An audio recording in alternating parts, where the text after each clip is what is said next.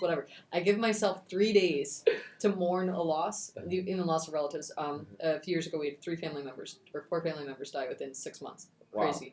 Yeah, but I have to give myself that rule. I have three days to do whatever I need to, like skip the gym, eat chocolate out of the box, like whatever, and then I need to come up swinging. And I need to not stop running like hell until I'm at a better place than I was when they were able to knock me down. That's interesting. And how different people have different techniques. Personally, I have a struggle phase. Okay. So it's like I got knocked down early this year or late last year, and I got the news in a Starbucks. Yeah. That was like 5 miles from my house. It was actually midsummer, right? Yeah. So 100 degrees heat. And I got the news and I was like, no, I need to get up from this. But I didn't see the steps coming forward. Yeah. Like I didn't see a vision forward.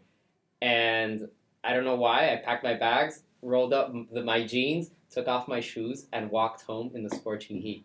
Oh my God. Once I got home, I felt so much better. Like immediately, like I plunged into the pool. It was like so good. Yeah. But I felt so good.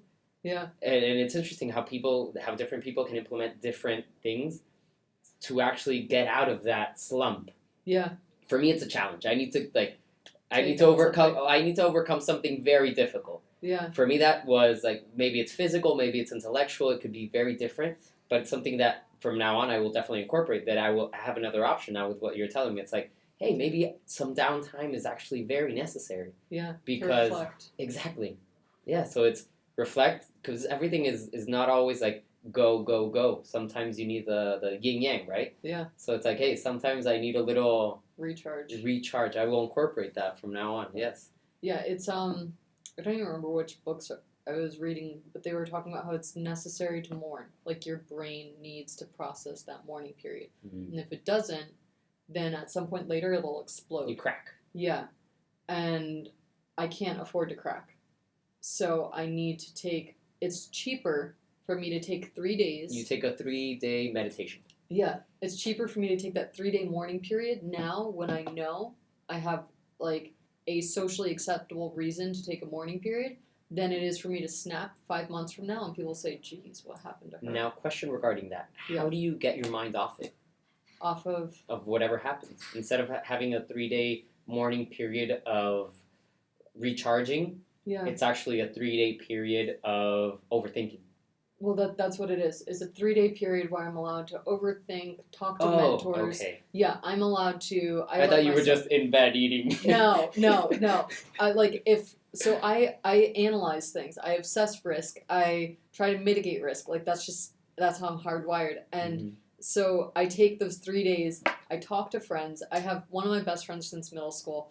She is like, if you need to just be kicked in the ass, like, that's her. I will do that. And I call her at the end of the 3-day period for the kick in the ass. Oh. Like, all right, get ready, go. Yeah. Yeah. So I talk to everybody. They're like, it sounds like this is what happened. Because when I get knocked down, I want to know how to not get knocked down again. Mm-hmm. Like, if I learn from that instance, it's an investment. Mm-hmm. If I don't learn from that instance, it's a loss. And I'd rather be an investment in my education than a loss. Mm-hmm. The thing is that a lot of people don't do that because for me, the information that you're giving me is actually like enlightening. Okay. Because it makes sense. To give yourself that time. Yes, it actually makes sense. Usually I don't care. Tomorrow I'm making it happen again. Like as if nothing had happened. It's actually I take into account the learning. So it's like, okay, I learned a lesson. It's like, what did I do good? What did I do bad? What could I do better? Yeah. But I immediately process that and try to execute rather than have a downtime and actually, hey, it's okay to be down. Yeah. That's very valuable for me. I'm always like, go, go, go. Yeah. It is very interesting. And we live in a culture where actually that could be seen as weakness. Where it's actually, no, it's actually to build up on something. Yeah. So it actually strengthen you up. So it's like one of those plates that crack and you meld it with gold. Yeah. That's a crack. Yeah. So you learn processes and how to actually like make something better. So this is something you teach me, well, aside from all the things.